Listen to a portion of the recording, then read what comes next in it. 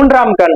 இந்த மூன்றாவது கண்ணை எப்படி விழிப்படைய செய்யறது, விழிப்படைஞ்சா என்ன நடக்கும், அது எந்த உருவத்துல இருக்கு, இந்த 3 விஷயத்த ஷார்ட் அண்ட் ஸ்வீட்டா பார்த்துடலாம். மிஸ் பண்ணாம முழுமையா பாருங்க. முழுமையா பார்த்தாதான் உங்களுக்கு எல்லா விஷயம் புரியும். பொதுவா நம்மளுடைய உடம்புல 7 சக்கரங்கள் இருக்கிறது எல்லாருக்கும் தெரியுங்க.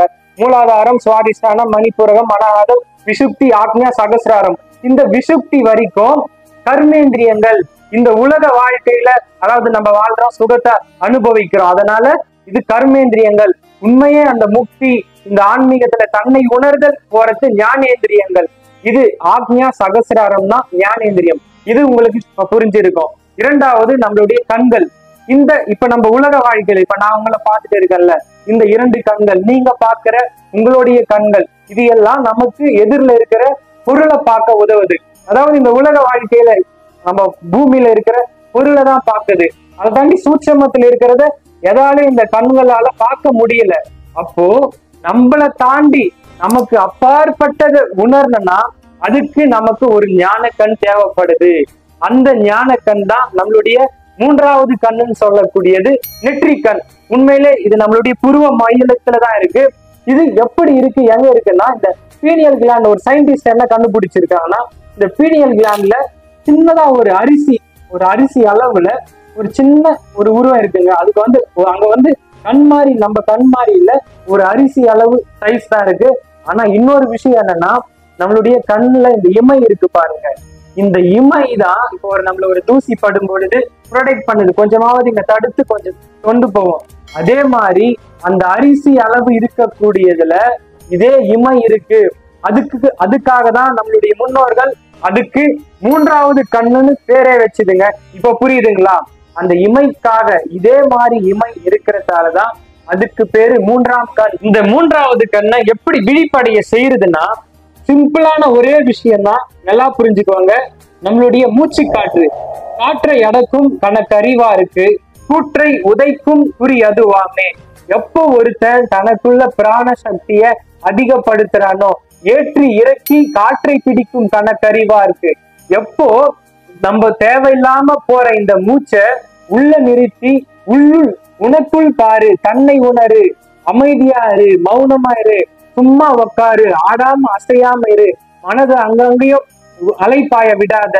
அதாவது ஒரு விஷயம் உனக்கு அந்த ஒரு நெகட்டிவ் திங்கிங் வந்தா கூட அதை ஆத்ம விசாரணை பண்ணு, ஆத்ம விசாரணை பண்ணி ஒரு சரணாகதியில இரு. இந்த மாதிரி இருக்க உன்னுடைய மனமானது அடங்கும். அந்த மனம் அடங்கிய பிறகு தியானத்துல உக்காரு, மூச்சை பூடி. இந்த மாதிரி நம்ம உள்ள இழுத்து அதை வந்து அடக்கி பொறுமையா விட்டு இந்த மாதிரி பண்றதால நமக்கு என்ன ஆகுது, ஆட்டோமேட்டிக்கா நமக்குள்ள அந்த சக்தி எனர்ஜி, நம்ம 7 சக்கரத்துல இருக்கிற அந்த குண்டலினி எனர்ஜி ஒவ்வொன்னா செக்ரேட் ஆகி கொஞ்சம் கொஞ்சமா மேல எழும்பி வருது. கடைசியில விசுப்தி கிட்ட வந்து நிற்கும். இந்த விசுப்தி கிட்ட வரும்போது எல்லாம் எப்ப சுத்தமாகுதோ அப்போ நம்ம சுத்த தேகமா மாறுறோம், தூய்மை உள்ளமா மாறுறோம். அதுக்கு மேலதான் இந்த ஆக்ஞா மேல போகுது. இந்த ஆக்ஞா மேல போகும்போது நம்ம அது ஒரு செகண்ட் டக்குன்னு அப்படியே ஒரு ஞானம் கிடைக்கும் பாருங்க. அது விழிப்படைஞ்சு முக்காலத்தை உணரக்கூடிய ஒரு ஆற்றல் வரும் பாருங்க. அப்ப அது வந்து ஒரு பேரின்பம், கணவன் மனைவிக்குள்ள அனுபவிக்கிற சிற்றின்பங்கள் தாண்டி அதை விட 100 மடங்கு அதிகமா ஒரு சுகத்தை கொடுக்கும். இந்த மூன்றாவது கண் விழிப்படைஞ்சுன்னா, இந்த மூன்றாவது கண் பிராணாயாமம் பண்ணா மட்டும்தான் விழிப்படையுமான்னு கேட்டீங்கன்னா கிடையாது. கோடியில ஒருத்தர், லட்சத்துல ஒருத்தர் யாருக்காவது திடீர்னு அது நடக்குங்க. அதாவது தானும் ஆட்டோமேட்டிக்கா அவங்க எல்லா விஷயத்துக்கும் ஆன்சர் வந்துட்டே இருக்கும். ஃபாரின்ல ஒருத்தர் என்ன ஆச்சுன்னா ஆக்சிடென்ட் ஆயிடுறாரு. ஆக்சிடென்ட் ஆயிட்டு அன்கான்சியஸ்ல இருக்காரு. ஆனா டாக்டர் வந்து காப்பாற்ற முடியாது, இன்னும் சில நாட்கள்ல இறந்துடுவாரு அப்படின்னு டாக்டர் கையை விட்டுறாங்க. ஆனா திடீர்னு அவருக்குள்ள என்ன நடக்குதுன்னா, அவரு ஒரு மூலிகையை எழுதுறாரு, ஒரு 6 விதமான மூலிகையை எழுதுறாரு. இதெல்லாம் எதனால? அன்கான்சியஸ்ல இருக்காரு. ஆனா மூன்றாவது கண், அந்த கண்ணை பயன்படுத்தி இவருக்கு தெரியுது நான் என்ன சாப்பிட்டா எனக்கு சரியாகும் அப்படின்றத. அப்ப உடனே இதை எழுதின உடனே டாக்டர் எல்லாருக்கும் ஆச்சரியம். உடனே சரி அதை தேடி கண்டுபிடிச்சு எடுத்து வந்து கொடுக்குறாங்க. 6 மணி நேரத்துல சரியாயிடுறாரு. எப்படி ஒரு ஆச்சரியம் பாருங்க. அதாவது மூன்றாவது கண் ஒருத்தர் விழிப்படைஞ்சதுனால அவரு வந்து நார்மல் ஒரு மனிதனாவே இருக்க மாட்டாங்க. இப்ப எக்ஸாம்பிள் ரமண மகரிஷி ஆகட்டும், பல மகான்கள் ஆகட்டும், இவங்கெல்லாம் ஒரு அமைதியா இருப்பாங்க. இந்த அமைதியா இருக்க இருக்க என்ன ஆகும்னா நமக்குள்ள போவோம், நம்மள உணர ஆரம்பிப்போம். இப்போ பல விஷயங்கள் நமக்கு சூட்சமா தெரியும். அப்படி கண் மூடி இப்படி கண்ணு மகாவதார் பாபாஜி கூட ஏன் இப்படி கண்ணை மேல் தூக்கி பார்த்துட்டு இருக்காரு? காரணம் இதுதான். அவர் இந்த 2 அகக்கண்ணுல பார்க்கல, அவருக்கு இருக்கிற அந்த ஞான கண்ணுல பாக்குறாரு. உண்மையான கண் நம்மளுடைய அந்த 3வது கண் சொல்லக்கூடிய நெற்றி கண் தாங்க. அதுலதான் எல்லா விஷயம் எல்லாமே இங்கதான் இருக்கு. இங்க நம்ம எவ்வளவு உற்று பாக்குறோமோ அவ்வளவு விஷயம் நமக்கு தெரியும். அதே மாதிரி பல பிராணாயாமா டெக்னிக் இருக்கு. பல பிராணாயாமா டெக்னிக்கை நம்ம எந்த அளவுக்கு பிராக்டிஸ் பண்றோமோ அந்த அளவுக்கு, அதான் நான் சொல்லிட்டேன் பாத்தீங்களா, மூச்சை எவ்வளவுக்கு எவ்வளவு நமக்குள்ள அடக்குறோமோ அந்த அளவுக்கு நம்ம இந்த 3வது கண்ணை விழிப்படைய செய்யலாம். நம்மளுடைய அந்த குண்டலினி எனர்ஜியை மேல எழுப்பலான்னு. இது மேல இவ்வளவுதாங்க, போதுங்க, நான் எதுவுமே பண்ண வேணாம். நம்மளுடைய மூச்சு காற்ற உள்ள நிறுத்தி அதை அடக்கி பண்ணோம்னா போதும். அது ஒரு குறிப்பிட்ட ஆர்வம் இருக்கணும். ஒவ்வொருத்தருக்கும் மாறும்.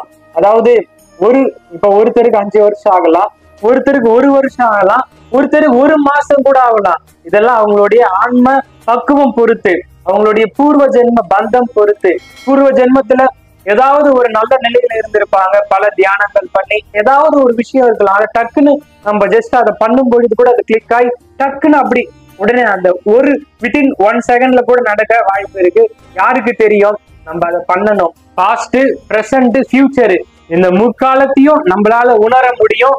நமக்கு அப்பாற்பட்டு இருக்கிற பல ரகசியங்களையும் பல சூக்ஷ்மமான விஷயங்களையும் இது எல்லாத்தையும் உணர முடியுங்க. நம்ம அந்த ஒரு 3வது கண் விழிப்படைஞ்சதுன்னா அது ஜஸ்ட் அதை நம்ம இந்த மாதிரி ஏற்று இறக்கமோ அந்த இடத்துல போயிட்டு அந்த ஒரு எனர்ஜி சக்ரேட் ஆகுது இல்லைங்களா? இதனால மிகக்குன்னு ஒரு மாற்றம் நடந்து நம்ம அந்த ஞானி நிலையை கடந்துடுறோம். நம்ம அந்த அகம் பிரம்மாஸ்மி ஆயிடுறோம். இந்த உடலும் நான் இல்லை, நான் இருக்கிற இந்த உலகம் எதுவுமே நிரந்தரம் இல்லை, அனைத்தும் நிரந்தரம் ஒன்றே, அந்த இறைவன் ஒன்றே, அந்த இறைவனை அடையணும் அப்படின்ற ஒரு மனநிலை நமக்கு வந்துடும். நம்ம எல்லாரும் முக்தி நிலையை நோக்கி போயிடுவோம். இவ்வளவுதான் விஷயம். நம்ம பண்ண வேண்டியது ஒரே விஷயம் தான், பயிற்சி பண்ணுங்க, பயிற்சி பண்ணுங்க, பயிற்சி பண்ணுங்க. நீங்க எத்தனை வீடியோ பார்த்தாலும் எவ்வளவு விஷயங்கள் கேட்டாலும் ஒன்னும் நடக்காது. எப்போ நம்ம ஒரு விஷயத்த பண்ண ஆரம்பிக்கிறோமோ அப்பதான் அதுக்கான ரிசல்ட் நமக்கு கிடைக்கும். ஸோ இந்த வீடியோல பல இன்ஃபர்மேஷன், பல நாலேஜை நீங்க கெயின் பண்ணிருப்பீங்க.